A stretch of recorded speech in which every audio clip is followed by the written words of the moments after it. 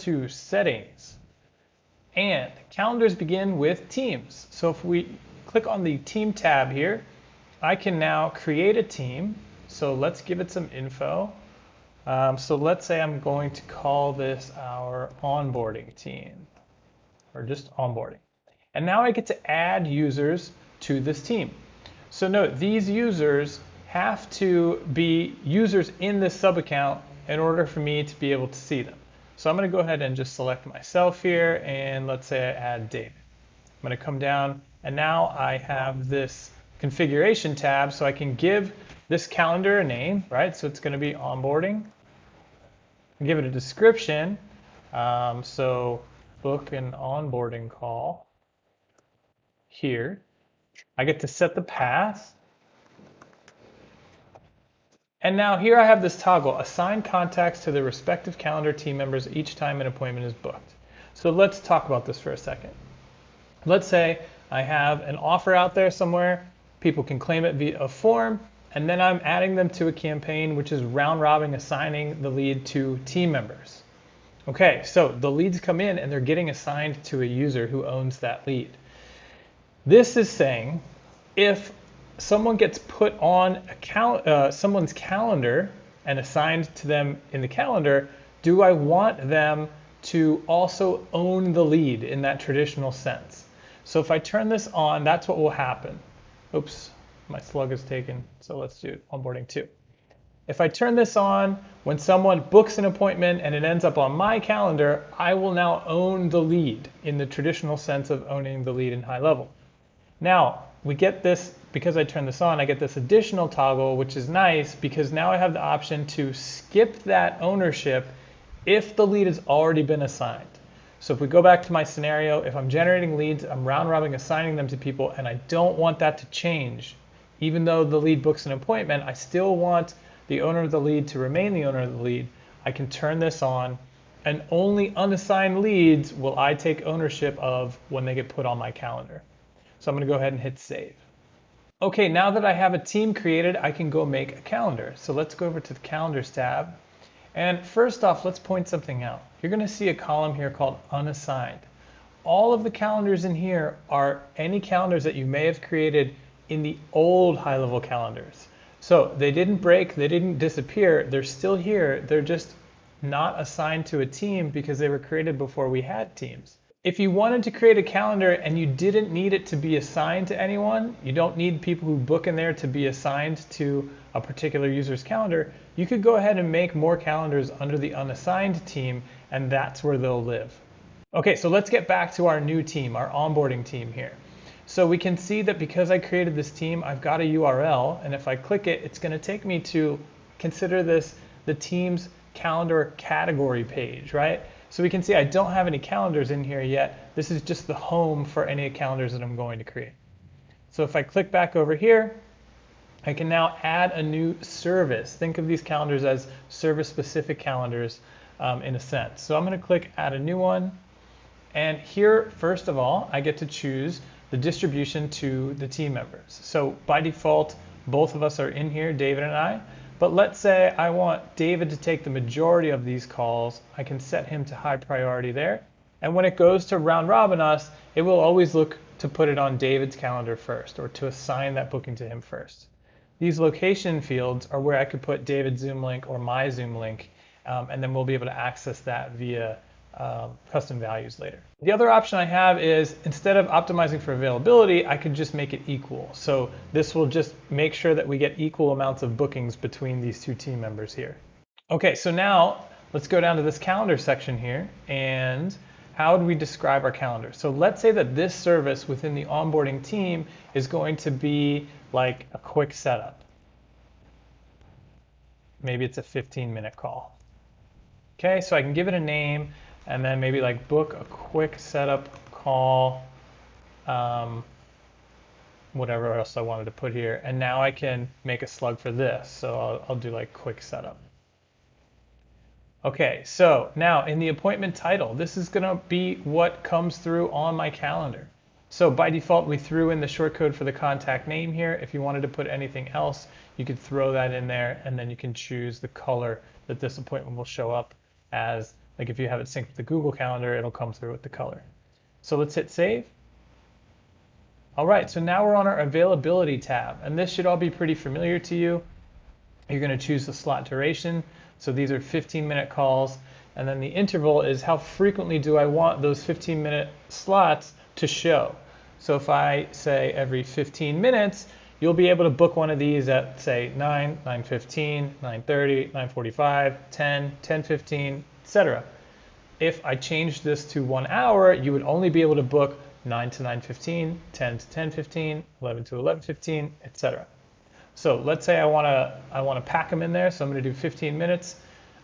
Do you want a buffer between the appointments? So if I put like a 10-minute buffer, let's say I need time to reset, etc. in between calls, I can't have them back to back. Well, this in this case would prevent someone from booking a 9 to 9:15, and then it will not show availability from 9:15 to 9:30 because there wasn't a 10-minute window in there.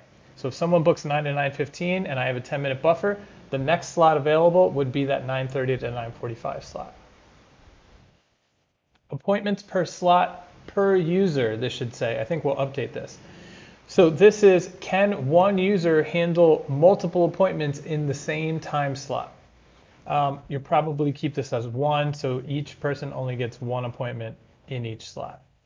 Appointments per day per user is also, do you want this person to only be able to take, if I do 15-minute appointments available on the 15 minutes, I'll have a lot of possible appointments in a day. But maybe I say, look, I can only expect one person to do 5 calls a day. So if I set that, it will max out at 5 no matter what times are being booked. Minimum schedule notice. So let's say I don't want people hopping on my calendar without me having time to prepare. So I could say, all right, I need a minimum of 2 hours notice before appointments can be booked. So right now it's 3:30 for me. If I went to this calendar, it wouldn't show, the next available appointment would be 5:30 because it's going to put a 2-hour buffer in there before I could book.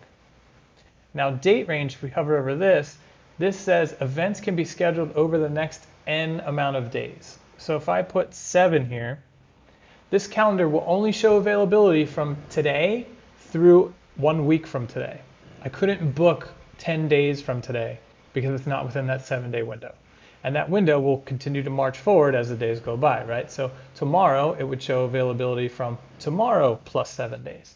Office hours, pretty straightforward. We made this even easier for you to do. So let's say you make a change here, your business hours are, let's say 9 a.m. to 5 p.m. I can change it here and hit apply all, and it applies to all the days. Should save you a ton of time when building your windows. And of course, you can add multiple hours per day if you wanted to. So let's hit save and continue. Lastly, the confirmation tab. Okay, so by default, when you go through a booking widget, it's going to ask you for your name, email, and phone.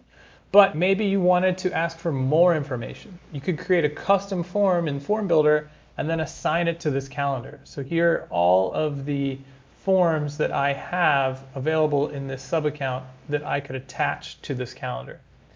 I could activate sticky contacts for that form unless that form already has sticky contacts turned on. So let's see if I can find one. Yep. If I selected this one, that form already has sticky contacts turned on in its settings. So you saw that option there disappeared. So I'm going to turn this back to none. You can also toggle on to use a Stripe payment. And now you can set an amount, the currency, and a charge description so that people have to put in their credit card in order to make an appointment on this calendar.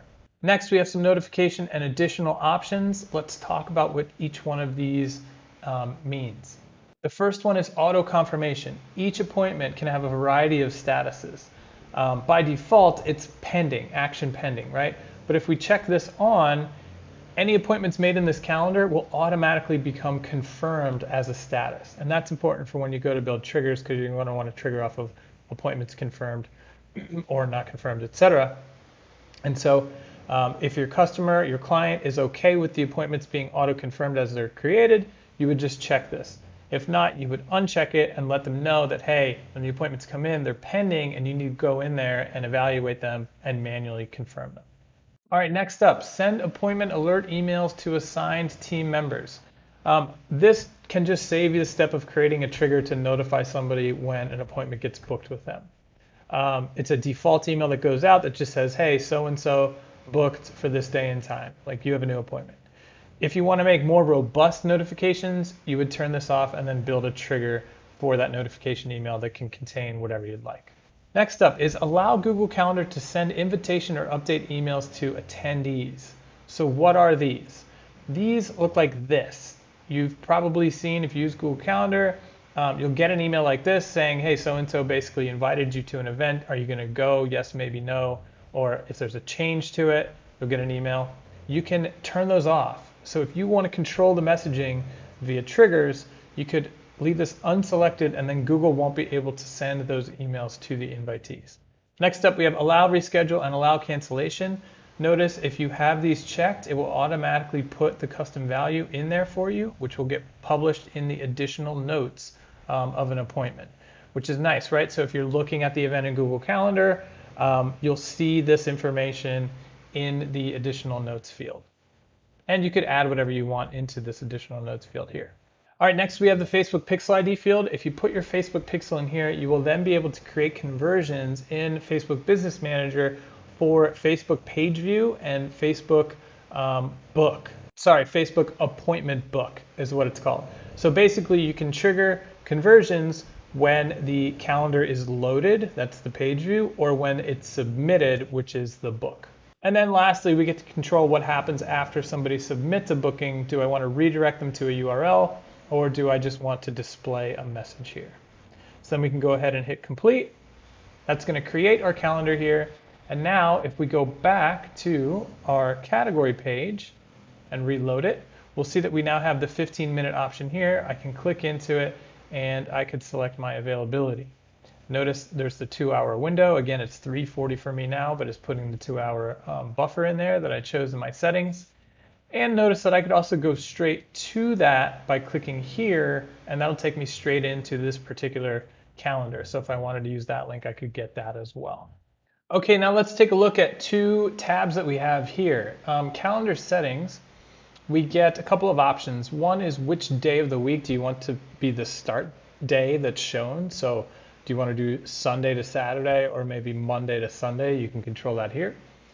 We have the booking widgets available in a bunch of languages. So if you're doing marketing in a different language, you could come in here and choose that. And you could also change the formatting of the calendars to be 24-hour format if you are doing marketing in a region where that's common.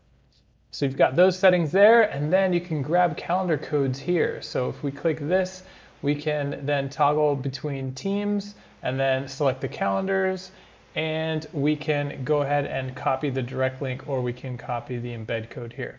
We've got this dedicated calendar link, so let's hover over this and see what it says. By turning on this flag, users will not be able to access the list of calendars through the back button on the booking widget. So that's just a little option that you have there. And I believe that is referring to, if we come over here, we got this back button to take us back to that category page. So if we turn on that toggle, this will disappear.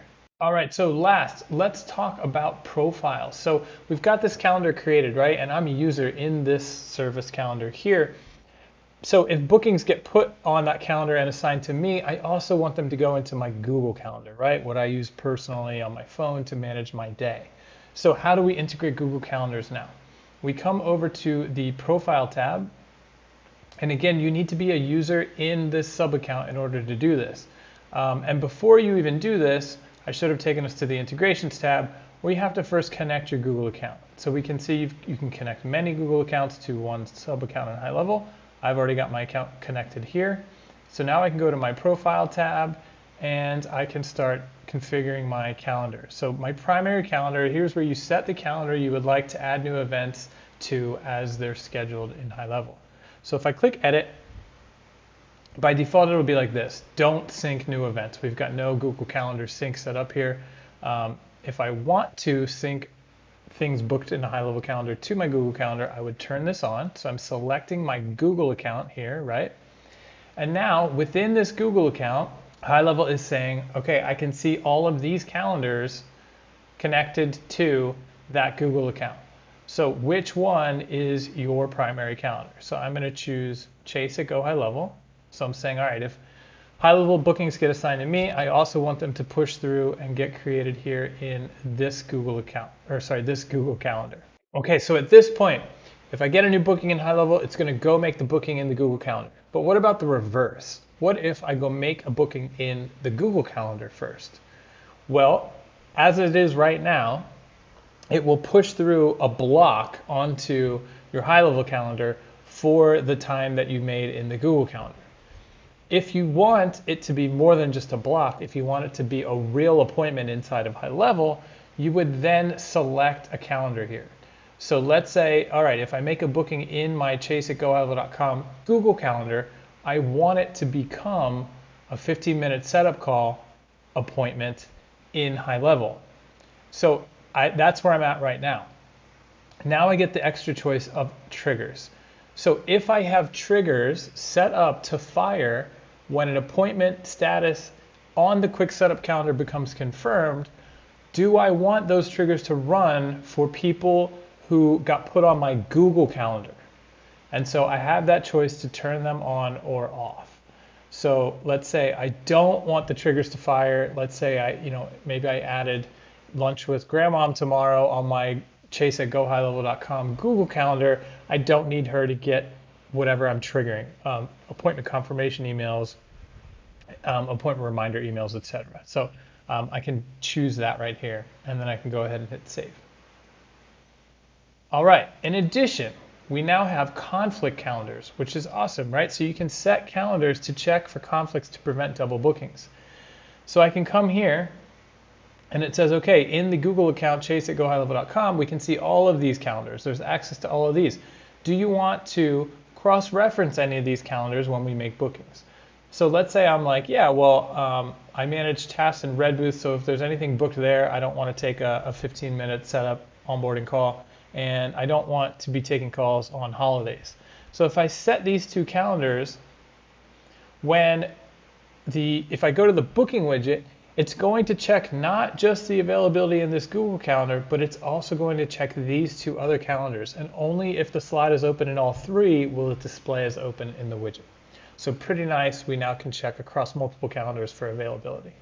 All right, and lastly, I just want to cover two other quick things. So we talked about booking widgets, right? So if we went to calendars, calendar codes, we could get booking widgets, we can embed those on pages, and those are for prospects to fill out, right? Leads are going to go through those booking widgets. If internally you wanted to make bookings, you could just come over here to scheduling appointments, click add a new scheduled appointment, choose the calendar, right? So I could go to, where was that calendar that I just created here? Okay, here is the one that I just created. So this is on the new calendar system here. And when I go to manually create this appointment, I now choose, do I want it to be round robin assigned, or do I want to pick? And here's where I can manually put an appointment right on somebody's calendar without having it go through the round robin. And then I can fill in the rest of the details here and hit save. The last thing I wanted to point out is on this tab, this appointments tab, you'll also see now that we have reports. So you can come over here and you can check out, okay, how many appointments have been booked, how many of them got a confirmed status, how many of them ended up getting a show status or no show status or canceled, etc. And then you can see that detail visualized here in a couple of different ways. So you can toggle between, was it booked by a user? Was it booked through a funnel? And if it did go through a funnel, which ones? And what were the outcomes? And then down here, you can just see this, more detailed layout here. So we can see, okay, the mode of the appointment. Let me toggle that back. So we can see, all right, this appointment was booked by a user, and that was the user. Here it was booked by a funnel. The lead booked themselves in a funnel, and if I click this, it's going to give me the information from that. So lots of good stuff, and then you can see the outcome, the status, the final status of that appointment. One more thing I should point out is that you'll now see new custom values. So if you go into, let's say, marketing campaigns, you could now build appointment reminder campaigns. So let's say, I'll call this test reminders. And you can use new custom variables to do things like this, hi so-and-so, contact, first name. Your appointment is confirmed for, and then you can grab the date and time, but you can also do this. So you'd put, appointment, start date, time, and then you can say with, and now we have appointment users. So in appointment, there's a new user tab here, and here you can grab the full name and you'll see it's appointment.user.name. And you can do things like this. When it's time, please use this link to connect. And then you can again go appointment user and grab, oops, it's up here. You can grab their meeting location, and that will inject their Zoom link that you set in that location field when we were setting up the calendar. So that's it for our tour. Hope you're enjoying high-level calendars.